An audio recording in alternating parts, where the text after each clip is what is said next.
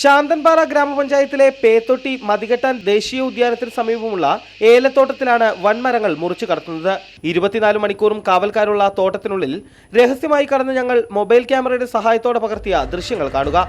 മുറിച്ചു കടത്തിയ മരങ്ങളുടെ ശേഷിപ്പുകൾ, കൊണ്ടുപോകാനായി മുറിച്ചിട്ടിരിക്കുന്ന വൻമരങ്ങൾ.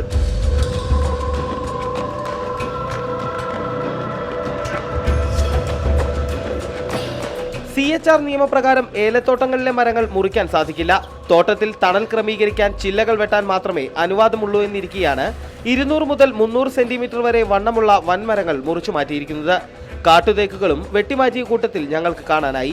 മതികെട്ടാൻ മലനിരകളോട് ചേർന്ന് വളരെ ഉയരത്തിലുള്ള തോട്ടത്തിൽ എത്തിച്ചേരുക തന്നെ പ്രയാസമാണ്. അതുകൊണ്ട് തന്നെ ഇവിടേക്ക് വനംവകുപ്പുകാർ തിരിഞ്ഞു നോക്കുന്നില്ല.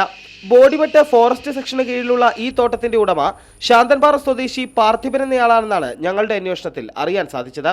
യദു നാരായണൻ, റിപ്പോർട്ടർ, ഇടുക്കി.